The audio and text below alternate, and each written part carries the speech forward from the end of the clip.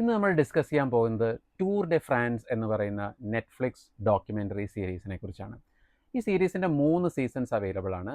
In fact third season ഇക്കൊല്ലാണ് release ചെയ്തത്. ആകെ 3 സീസൺസേ ഉള്ളൂ. അതോടുകൂടി നെറ്റ്ഫ്ലിക്സ് ഈ ഡോക്യുമെൻ്ററി വൈൻഡ് അപ്പ് ചെയ്യാണ് ചെയ്തത്. നിങ്ങളൊരു സ്പോർട്സ് ഫാൻ ആണെന്നുണ്ടെങ്കിൽ തീർച്ചയായിട്ടും കണ്ടിരിക്കേണ്ട ഒരു സീരീസാണ് ഈ ടൂർ ഡെ ഫ്രാൻസ് എന്നുള്ളത്. അപ്പോൾ നോർമലി നമ്മൾ ഇന്ത്യക്കാർ അതുപോലെ മലയാളികളുടെയൊക്കെ ഒരു കുഴപ്പം എനിക്ക് തോന്നിയിട്ടുള്ളത് വെച്ചാൽ നമ്മൾ സ്പോർട്സ് എന്ന് പറയുമ്പോൾ ആകെ ക്രിക്കറ്റ്, ഫുട്ബോൾ ഇത് മാത്രമേ ഉള്ളൂ. വേറൊന്നും അധികം ആൾക്കാർ കോൺസെൻട്രേറ്റ് ചെയ്യുന്നതായിട്ട് കണ്ടിട്ടില്ല. ഇപ്പോൾ ഇൻഫാക്ട് ഫോർമുല 1 പോലത്തെ ഒരു റേസ് ഒക്കെ എടുത്തു കഴിഞ്ഞാൽ ഒരു വളരെ ഇൻട്രസ്റ്റിംഗ് ആയിട്ടുള്ള ഒരു ഇൻസിഡൻറ്റ് ഉണ്ടായി. അതായത് നമ്മുടെ ഇന്ത്യയിൽ ബുദ്ധ് സർക്യൂട്ടിൽ ഫോർമുല 1 റേസിംഗ് നടക്കലുണ്ടായി കുറച്ച് കൊല്ലങ്ങൾക്ക് മുമ്പേ. അപ്പോൾ അന്ന് ഈ ഫോർമുല 1 റേസ് നടന്ന സമയത്ത് ഈ റേസ് വിജയിക്കുന്ന സമയത്ത് നമ്മൾ ചെക്കേർഡ് ഫ്ലാഗ് വേവ് ചെയ്യും. അതായത് ഒരു ഫ്ലാഗ് ഇങ്ങനെ വേവ് ചെയ്തിട്ടാണ് ഫസ്റ്റ് കാർ വന്ന് ക്രോസ് ചെയ്യുന്നത്. അപ്പോൾ ഈ ചെക്കേർഡ് ഫ്ലാഗ് വേവ് ചെയ്യാൻ വേണ്ടിയിട്ടാണ് സച്ചിൻ ടെണ്ടുൽക്കറെയാണ് വിളിച്ചത്. അപ്പോൾ സച്ചിൻ ടെണ്ടുൽക്കർ ഭയങ്കര കേമായിട്ട് വന്നു. അതുപോലെ ഫസ്റ്റ് കിട്ടിയ ആൾക്ക് ഫ്ലാഗൊക്കെ വേവ് ചെയ്തു. ഈ ഫോർമുല 1 റേസ് കണ്ടുകൊണ്ടിരുന്ന വേൾഡ് വൈഡ് ആയിട്ടുള്ള ഓഡിയൻസിൽ ഒരു 90% ആൾക്കാർക്കും സച്ചിൻ ടെണ്ടുൽക്കർ ആരാന്ന് മനസ്സിലായില്ല. അവർ വിചാരിച്ചു ആരാണ് ഈ വന്ന് ഫ്ലാഗ് വേവ് ചെയ്യുന്നത്.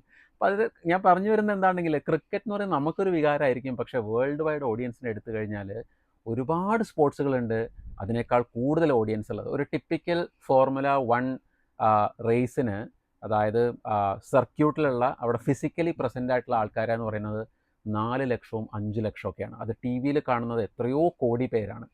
അപ്പോൾ അതുപോലെയുള്ള വേറൊരു സ്പോർട്സാണ് സൈക്ലിംഗ്. അപ്പോൾ സൈക്ലിങ്ങിൽ ഇന്ന് ലോകത്തെ തന്നെ ഏറ്റവും പ്രസ്റ്റീജിയസ് ആയിട്ടുള്ള മത്സരമാണ് ടൂർ ഡെ ഫ്രാൻസ്.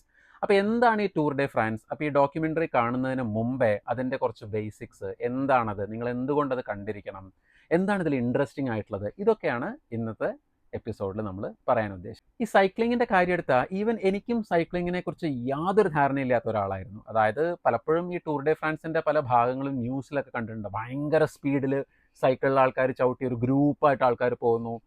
നമുക്കതിനെക്കുറിച്ച് പ്രത്യേകിച്ചൊന്നും അറിയില്ല. അപ്പോൾ നമ്മൾ ഇൻട്രസ്റ്റഡും ആയിരുന്നില്ല. പക്ഷേ ഈ ഡോക്യുമെൻ്ററി കണ്ടപ്പോഴാണ് ഇതെന്താണെന്നുള്ളത് മനസ്സിലായത്. അതായത് ടൂർ ഡെ ഫ്രാൻസ് എന്ന് പറയുന്നത് ഒരു 3 ആഴ്ച അല്ലെങ്കിൽ 21 ദിവസം കൊണ്ട് കംപ്ലീറ്റ് ചെയ്യുന്ന ഒരു റേസാണ്. ഇതിൻ്റെ മിക്കവാറും ഭാഗങ്ങൾ ഫ്രാൻസിലാണ് ഈ സൈക്ലിംഗ് റേസ് നടക്കുന്നത്. പക്ഷേ സ്റ്റാർട്ടിങ് ചിലപ്പോൾ വേറെ രാജ്യങ്ങളിലായിരിക്കും. ഇപ്പോൾ 2025 ഇറ്റലിയിലാണ് സ്റ്റാർട്ട് ചെയ്തത്. പക്ഷേ പിന്നെ പതുക്കെ ടൂർ ഫ്രാൻസിലേക്ക് വരികയാണ് ചെയ്യുന്നത്. അപ്പോൾ 21 ദിവസങ്ങൾ കൊണ്ട് ആയിരക്കണക്കിന് കിലോമീറ്റർ സൈക്കിൾ ചെയ്തിട്ടാണ് ഇതിൽ വിന്നറെ അനൗൺസ് ചെയ്യുന്നത്. ഈ ടൂർ ഡെ ഫ്രാൻസിൽ സാധാരണയായിട്ട് 22ഓളം ടീമുകളാണ് പാർട്ടിസിപ്പേറ്റ് ചെയ്യുക. ഓരോ ടീമിലും 8 സൈക്ലിസ്റ്റുകളാണ് സാധാരണ ഉണ്ടാവുക. പക്ഷേ മറ്റ് സ്പോർട്സിൽ നിന്ന് വളരെ ഡിഫറെൻ്റ് ആയിട്ട് ഈ ടൂർ ഡെ ഫ്രാൻസിൽ ഒരു ടീമിൽ ഒരു ലീഡർ ഉണ്ടായിരിക്കും. ഇയാളായിരിക്കും ഈ വേൾഡ് ടൈറ്റിലിന് വേണ്ടിയിട്ട് കോമ്പീറ്റ് ചെയ്യുന്നത്. അപ്പോൾ ഇതിലെ വേൾഡ് ടൈറ്റിൽ അറിയപ്പെടുന്നത് ജനറൽ ക്ലാസിഫിക്കേഷൻ അല്ലെങ്കിൽ GC എന്നാണ് പറയുക. അപ്പോൾ നമ്മൾ GC കണ്ടൻഡർ എന്ന് പറയും. അപ്പോൾ ഓരോ ഗ്രൂപ്പിലും ഒരാൾ GC കണ്ടൻഡർ ആയിരിക്കും. അപ്പോൾ ബാക്കി 7 പേര് ഒരു ടീം വർക്കായിട്ട് ഇയാളെ സപ്പോർട്ട് ചെയ്യുക മാത്രമാണ് ചെയ്യുന്നത്. പിന്നെ ഈ ഡോക്യുമെൻ്ററിയിൽ ഒരുപാട് സ്ട്രാറ്റജീസിനെ കുറിച്ച് പറയുന്നുണ്ട്. അപ്പോൾ ഇതിൽ കുറേ ടീംസ് ഉണ്ടല്ലോ. ഇപ്പോൾ ജംബോ വിസ്മ എന്ന് പറയുന്ന ഒരു ടീമാണ്, റെഡ് ബുൾ എന്ന് പറയുന്ന ഒരു ടീമാണ്. അപ്പോൾ അവർക്കൊക്കെ ഒരുപാട് ഫണ്ടിങ് ഉണ്ട്. പല ടീമുകൾക്കും കാര്യമായിട്ട് ഫണ്ടിങ് ഇല്ല. അപ്പോൾ അവരെങ്ങനെ ഈ വലിയ ടീമുകളോട് കോമ്പീറ്റ് ചെയ്യും? എന്താണ് അവരുടെ ഒരു സ്ട്രാറ്റജി വരുന്നത്? അതുപോലെ ഈ വലിയ ടീമുകൾ തന്നെ ഈ അവരുടെ ലീഡറെ ജയിപ്പിക്കാൻ വേണ്ടി എങ്ങനെയൊക്കെ സ്ട്രാറ്റജീസ് യൂസ് ചെയ്യും? ക്ലൈംബിൽ എന്തൊക്കെ അവർ ചെയ്യും? ഡിസെൻഡിൽ എന്തൊക്കെ ചെയ്യും? ആരൊക്കെ പ്രൊട്ടക്റ്റ് ചെയ്യും? ഇങ്ങനെ വളരെ ഇൻട്രസ്റ്റിംഗ് ആയിട്ട് ഞാൻ പറയുന്നത് ജസ്റ്റ് ഒരു റേസ് കണ്ട് ഓക്കെ ഇയാൾ തുടങ്ങി ഇയാൾ ഫിനിഷ് ചെയ്തു എന്ന് കാണുന്നതിന് പകരം ഒരു സ്ട്രാറ്റജി വെച്ചിട്ട് എങ്ങനെ ഇത് പ്ലാൻ ചെയ്യുന്നു, ഏതൊക്കെ തരത്തിലുള്ള എക്സർസൈസുകളിലൂടെയും ഫിസിക്കൽ എന്താ പറയുക ഹരാസ്മെൻറ്റുകളിലൂടെയും, ഹരാസ്മെൻ്റ് എന്ന് തന്നെ പറയണം, ഈ കണ്ടൻറ്റേഴ്സ് കടന്നു പോകുന്നു, അവരുടെ വിക്ടറി എങ്ങനെയാണ്, പലപ്പോഴും സെക്കൻഡ്സിലും മൈക്രോ സെക്കൻഡ്സിലൊക്കെയാണ് വിക്ടറി. ഇതെല്ലാം വളരെ ഇൻട്രസ്റ്റിംഗ് ആയിട്ട് ഈ സീരീസിൽ ഡിസ്കസ് ചെയ്യും. ലോകത്തിലെ തന്നെ ഏറ്റവും ബ്രൂട്ടലായിട്ടുള്ളൊരു സ്പോർട്സ് ഇവൻ്റാണ് ഈ ടൂർ ഡെ ഫ്രാൻസ്. കാരണം ഞാൻ പറഞ്ഞതുപോലെ ഇപ്പോൾ 21 ദിവസത്തെ റേസാണ്. ഓരോ ദിവസവും 200 മുതൽ 400 വരെ കിലോമീറ്ററാണ് ഇവർ സൈക്കിൾ ചെയ്യേണ്ടത്. ഒന്ന് ആലോചിച്ച് നോക്കൂ. അതും പ്ലെയിൻ ആയിട്ടുള്ള ടെറൈൻ അല്ല. പല സ്ഥലങ്ങളിലും ഹിൽസാണ്, ക്ലൈംബാണ്, പിന്നെ ഹില്ലിന് മുകളിൽ കയറിയ ചോട്ടിലേക്കുള്ള സ്റ്റീപ്പായിട്ടുള്ള ഇറക്കങ്ങളാണ്, മണ്ണ് റോഡുകളാണ്, പലതരത്തിലുള്ള ടെറൈൻസിൽ കൂടെയാണ് ഈ സൈക്ലിസ്റ്റുകൾ പോകേണ്ടി വരുന്നത്. പിന്നെ ഇതിൽ കുറച്ച് ഇൻട്രസ്റ്റിംഗ് ആയിട്ടുള്ള ഫാക്ട്സ് പറയുകയാണെന്നുണ്ടെങ്കിൽ ഞാൻ പറഞ്ഞല്ലോ ഒരു ലീഡർ ഉണ്ടായിരിക്കും, GC കണ്ടൻഡർ എല്ലാ ഗ്രൂപ്പിലും. ഈ മൊത്തം ആൾക്കാരെ നമ്മൾ പാലറ്റോൺ എന്നാണ് പറയുക. ഈ ഗ്രൂപ്പിനെ റൈഡ് ചെയ്യുന്ന ഗ്രൂപ്പിനെ നമ്മൾ പറയുന്നത് പാലറ്റോൺ എന്നാണ്. അപ്പം നോർമലി റേസ് തുടങ്ങുന്ന സമയത്ത് എല്ലാവരും ഒരു ഗ്രൂപ്പായി ഒന്നിച്ച് റൈഡ് ചെയ്യുന്ന കാണുക. അപ്പോൾ നമ്മൾ ഈ ലീഡേഴ്സിനെ നോക്കിയാൽ ഇവരെ കാണില്ല, ഇവരിതിൻ്റെ ഇടയിലായിരിക്കും. അതിന് കാരണം എന്താണെങ്കിൽ, ഇപ്പം ഞാനൊരു ഗ്രൂപ്പ് ലീഡർ ആണെങ്കിൽ എൻ്റെ ടീമിൽ 7 ആൾക്കാരുണ്ടല്ലോ വേറെ, അവരെന്നെ സറൗണ്ട് ചെയ്തുകൊണ്ടായിരിക്കും സൈക്കിൾ ചെയ്യുന്നത്. അപ്പോൾ അതിലൊരു അഡ്വാൻറ്റേജ് എന്താണെന്നുണ്ടെങ്കിൽ ഈ വിൻഡ് റെസിസ്റ്റൻസ് ഒക്കെ അവർ ഒരുപാട് വലിച്ചെടുക്കും. അപ്പം ഞാൻ അവരുടെ പിന്നിൽ റൈഡ് ചെയ്യുന്നതുകൊണ്ട് എനിക്ക് സൈക്കിൾ ചവിട്ടാൻ കുറച്ചുകൂടി ഈസി ആയിരിക്കും. അതുപോലെ ക്രാഷ് ആവുക അല്ലെങ്കിൽ ബാക്കിയുള്ളവർ വന്ന് ഇടിക്കുക, ഇതിൽ നിന്നൊക്കെ എൻ്റെ ഗ്രൂപ്പ് എന്നെ പ്രൊട്ടക്റ്റ് ചെയ്യും.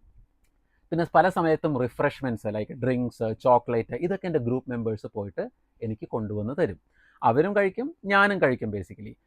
അതുപോലെ വളരെ കോമൺ ആണ് ടൂർ ഡേ ഫ്രാൻസിൽ അതുപോലെ ബാക്കിയുള്ള സൈക്ലിംഗ് ഇവൻറ്റുകളിലൊക്കെ നിങ്ങളുടെ സൈക്കിൾ ക്രാഷ് ആവും, പഞ്ചറാവും. അപ്പോൾ ഈ ലീഡറുടെ സൈക്കിൾ ക്രാഷ് ആയി കഴിഞ്ഞാൽ ഈ കൂട്ടത്തിലുള്ള ടീംമേറ്റ്സിൽ ഒരാളുടെ സൈക്കിൾ പെട്ടെന്ന് തന്നെ സ്വിച്ച് ചെയ്ത് തരാൻ പറ്റും. അപ്പോൾ ഇങ്ങനെ ഈ ഒരു കംപ്ലീറ്റ് ഗ്രൂപ്പ് ഇവൻ്റ് ആണ്. ഒരിക്കലും ടൂർ ഡേ ഫ്രാൻസ് ഒറ്റയ്ക്ക് ഒരാൾക്ക് ജയിക്കാൻ പറ്റില്ല. എൻറ്റയർ ടീമായിട്ട് പോയിട്ട് മാത്രമേ ജയിക്കാൻ പറ്റുള്ളൂ. അതുപോലെ ഈ എങ്ങനെയാണ് ഈ GC കോമ്പറ്റീഷനിൽ ജയിക്കുന്നത്? ഞാൻ പറഞ്ഞാൽ ഓരോ ഗ്രൂപ്പിനും ഒരു ലീഡർ ഉണ്ട്. അപ്പോൾ മൊത്തം ഈ 21 ദിവസത്തെ റേസിൽ ഏറ്റവും കുറഞ്ഞ ആവറേജ് ടൈം കൊണ്ട് ഫിനിഷ് ചെയ്യുന്ന ആളാണ് ജയിക്കുന്നത്, ജനറൽ ക്ലാസിഫിക്കേഷനിൽ ജയിക്കാൻ പോകുന്നത്. അപ്പോൾ അതിൽ തന്നെ ഇപ്പോൾ ഈ പല സ്ഥലത്തും ഇത് ഭയങ്കര ഡേഞ്ചറസ് ആണ്. ഉദാഹരണത്തിന് ഇപ്പോൾ ഈ ഹില്ലി ടെറൈൻസ് ഒക്കെ ഉണ്ട്, ക്ലൈംബ് എന്ന് പറയുന്നത്. അപ്പോൾ നമ്മളതിന് മുകളിൽ കയറിയിട്ട് ചോട്ടിലേക്ക് നമ്മൾ ഇറങ്ങുന്ന സമയത്ത് പലപ്പോഴും ഈ പറയുന്ന പോലെ ഈ റൈഡേഴ്സിൻ്റെയൊക്കെ സ്പീഡ് എന്ന് പറയുന്നത് 100 km/h, 120 km/h ഒക്കെയാണ്. അതുപോലെ ഈ സീരീസ് കണ്ടു കഴിഞ്ഞാൽ നിങ്ങൾക്ക് കുറച്ച് വേൾഡ് ഐക്കൺസിനെ കുറിച്ചും ടീംസിനെ കുറിച്ചൊക്കെ പഠിക്കാൻ പറ്റും. ഉദാഹരണത്തിന് ഇപ്പോൾ കറൻറ്റ് വേൾഡ് ചാമ്പ്യൻ എന്ന് പറയുന്നത് ടഡേ പോഗാച്ചാറാണ്. അതുപോലെ യോനാസ് വിംഗഗാർഡ് ഉണ്ട്, വാങ്കർഗാർഡ് പഴയ ചാമ്പ്യനാണ്. അപ്പോൾ അങ്ങനെയുള്ള കറൻ്റ്ലി സൈക്ലിങ്ങിലുള്ള കുറച്ച് പ്രതിഭകളെ അല്ലെങ്കിൽ കറൻറ്റ് ചാമ്പ്യൻസിനെ പറ്റി പഠിക്കാൻ പറ്റും. പിന്നെ ഒരു ഗ്രൂപ്പിൽ തന്നെ പലതരം സൈക്ലിസ്റ്റുകളുണ്ടാവും, പലതരം റേസുകളാണ്. 21 ദിവസം കൊണ്ടാണെങ്കിലും ഓരോ ദിവസത്തിന് ഓരോ സ്റ്റേജ് എന്നാണ് പറയുക. പലതരത്തിലുള്ള റേസുകളാണ്. ഉദാഹരണത്തിന് ഈ ഫ്ലാറ്റ് ആയിട്ടുള്ള സർഫസ് കൂടെ റേസ് ചെയ്യുന്നതിനാണ് സ്പ്രിൻ്റ് എന്ന് പറയുക, സ്പ്രിൻ്റ്. അപ്പോൾ അതിന് സ്പെഷ്യലിസ്റ്റ് ആയിട്ടുള്ള ആൾക്കാർ നിങ്ങളുടെ ഗ്രൂപ്പിലുണ്ടാവും. അതുപോലെ TT, time trial. Time trial എന്ന് പറഞ്ഞു കഴിഞ്ഞാൽ point A two point B എത്ര സമയം കൊണ്ട് എത്തും. അത് ഇൻഡിവിജ്വൽ ആയിട്ടാണ് റേസ് ചെയ്യുക, ഗ്രൂപ്പായിട്ടല്ല. അപ്പോൾ ഞാൻ ആദ്യം പോണു, രണ്ടാമത്തെ ആൾ, മൂന്നാമത്തെ ആൾ. അപ്പോൾ ഈ ടൈം ട്രയലിലൊക്കെ ഒരുപാട് സമയം നമുക്ക് ഗെയിൻ ചെയ്യാൻ പറ്റും. പിന്നെ മൂന്നാമത്തെ ടൈപ്പ് ഓഫ് ആൾക്കാർ നിങ്ങളുടെ ഗ്രൂപ്പിലുള്ളതെന്ന് പറഞ്ഞാൽ ക്ലൈംബേഴ്സ് ആണ്. ഈ ഹില്ലി ഏരിയാസ് ഒക്കെ വരുമ്പോൾ അത് ക്ലൈംബ് ചെയ്യാൻ സ്പെഷ്യൽ പരിശീലനം കിട്ടിയ ആൾക്കാരുണ്ട്.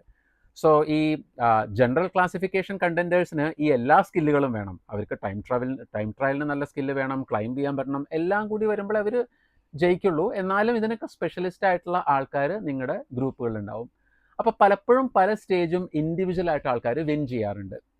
ഇപ്പോൾ ഒരു പർട്ടിക്കുലർ എന്താ പറയുക ക്ലൈംബ് സ്റ്റേജ് ആണെന്നുണ്ടെങ്കിൽ മേ ബി ഈ GC കണ്ടൻറ്റർ അല്ലാതെ ജനറലായിട്ട് നിങ്ങളുടെ ടീമിലുള്ള ഒരാൾ ആ സ്റ്റേജ് പർട്ടിക്കുലറായിട്ട് വിൻ ചെയ്യാൻ സാധ്യതയുണ്ട്. അപ്പോൾ അങ്ങനെ ഇൻഡിവിജ്വൽ സ്റ്റേജ് വിൻസും കമ്പൈൻഡ് ആയിട്ടുള്ള സ്റ്റേജ് വിൻസും എല്ലാം കൂടിയാണ് ടൂർ ഡേ ഫ്രാൻസ്. അപ്പോൾ നെറ്റ്ഫ്ലിക്സ് വളരെ ബ്യൂട്ടിഫുൾ ആയിട്ടാണ് ഈ ഡോക്യുമെൻ്ററി എടുത്തു വെച്ചിരിക്കുന്നത്. അപ്പോൾ നിങ്ങൾക്ക് കണ്ടു കഴിഞ്ഞാൽ തന്നെ ഇതെല്ലാ റൂൾസും പതുക്കെ പതുക്കെ നിങ്ങൾക്ക് മനസ്സിലാവും. ഞാൻ പറഞ്ഞ പോലെ 3 സീസൺസേ ഉള്ളൂ. വളരെ പെട്ടെന്ന് വാച്ച് ചെയ്യാവുന്ന ഒരു കാര്യമാണ്. നിങ്ങളൊരു സ്പോർട്സ് ഫാൻ ആണെങ്കിൽ definitely check out Tour de France in Netflix. Thank U.